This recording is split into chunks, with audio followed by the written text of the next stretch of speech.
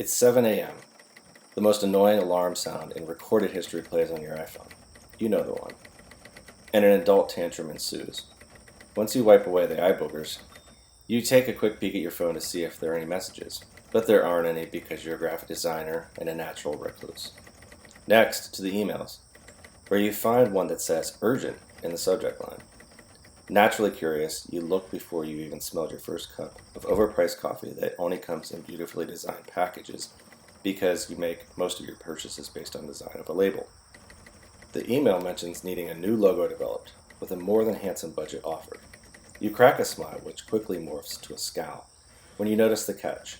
It's needed in 4 days. Adult Tantrum, the sequel. Arguably, the most important phase of any design project is the initial research. Depending on the brief, it can take days or weeks, but you don't have days or weeks. You never really do, because you're a graphic designer, remember? Capable of working miracles and born with the ability to read minds. Can you tell I've experienced a major career burnout and lived to tell about it, albeit barely? Do you, A, quickly belly flop into digital inspiration sites like Pinterest, Dribbble, or Designspiration, which will satiate the immediate needs of the project, or B, open all the drawers and cabinets overflowing with obscure objects you've been carefully collecting since you were able to understand how money works? Again, time is not on your side, and you know the internet will provide the quickest avenue to inspiration. The other option will require you to find the perfect letter form, forgotten typeface, or unique color that only comes from naturally fading over time. Instead of becoming financially stable, you have spent thousands of dollars over the years on your collection of stuff. Stuff that provides a sense of scale, material, age, and so on. Surrounded by all that reassuring tangible stuff, panic subsides and you realize you've got this. Then, of course, you procrastinate.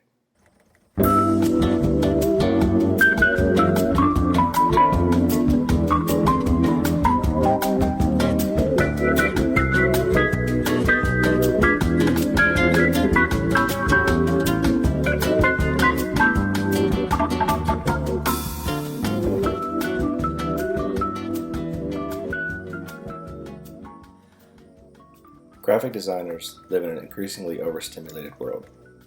Trends, software, and education evolve at breakneck speeds. We are producing more work with more technology, with client and peer pressure to adapt. Changing this narrative on a more personal level requires a return to design roots, where the process is slowed down and work becomes more meaningful and less derivative. So how then can designers maintain a productive and joyful relationship within this field?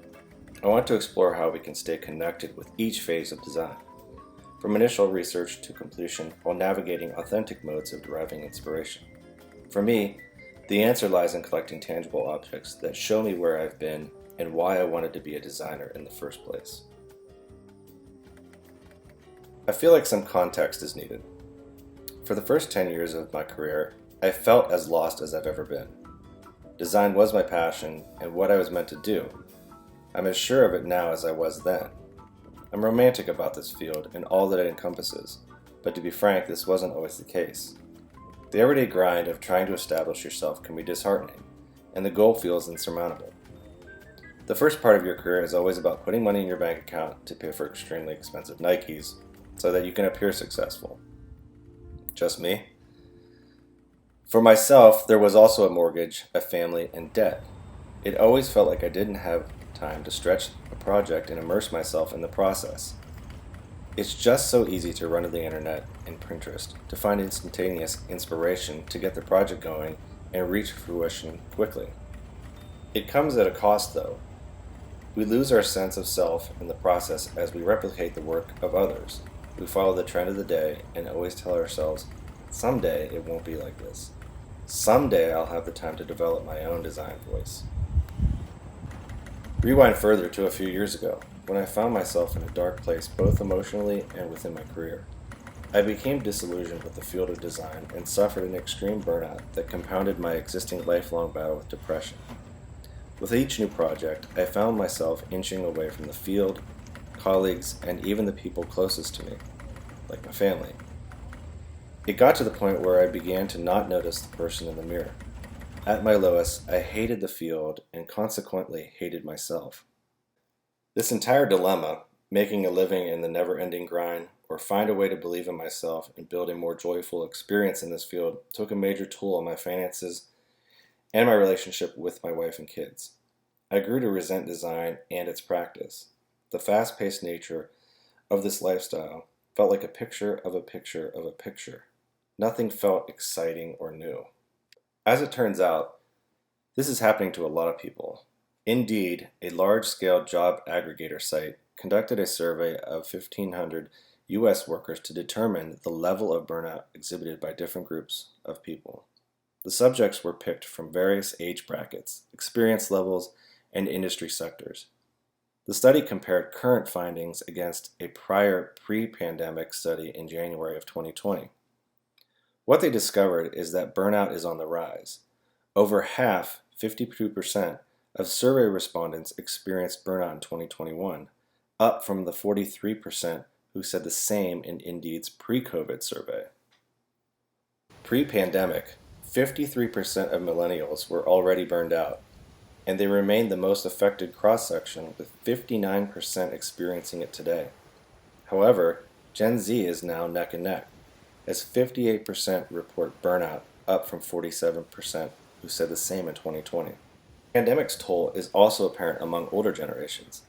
Baby boomers show a 7% increase in burnout from pre-pandemic levels, 24% to today, 31%.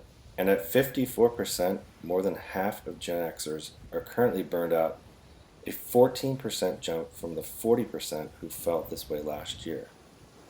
Over the course of many years, I have accumulated what I consider to be beautifully vintage and unique objects, books, and ephemera surrounding me, but I had no time to really look at them.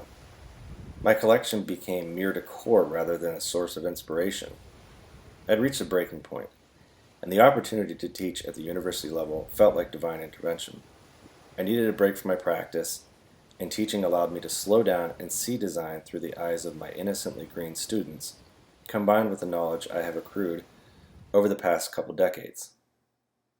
Since taking this break, I have slowly started dating design again. What was once a toxic relationship has become more fulfilling. Before, I couldn't see the design forest through the rat race of trees, but now I do. I lost faith in the inspiration I was seeking, but through my collection I regained a new directive, and I continue to be surprised. I began fervently collecting again. This began to directly affect the way in which I approach design, regardless of the type of project before me. Typewriters, ephemera, and Sharpies, to name a few, became the tools to create design. I still relied on modern technology, but only as a means of finessing final work. Design inspiration is all around us. It can be found in the natural world or in some dusty box in the back corner of your attic.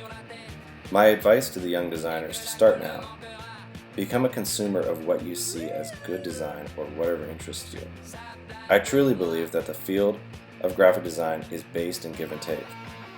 We give to the field and it takes from us. It is imperative that we treat ourselves as well as we treat the field. If not, burnout is inevitable and usually rears its ugly head at the most inopportune time. Look, we chose this field for a reason. Those reasons should be tangible enough to help connect when disconnect begins to take hold. For some, that may be relying on passion projects, warm-up exercises, refreshing education, or even staying close to a longtime colleague. I've found that there are regenerative properties to a personal collection that reflects our field. There is joy in dusting off the past and help better inform the future of design.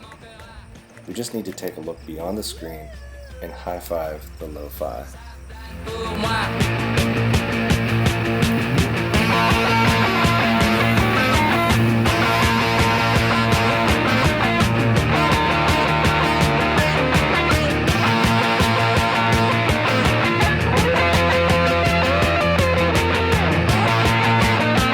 Allez hop, banana, c'est tiré, c'est barré, enfin c'est marre à tout casser les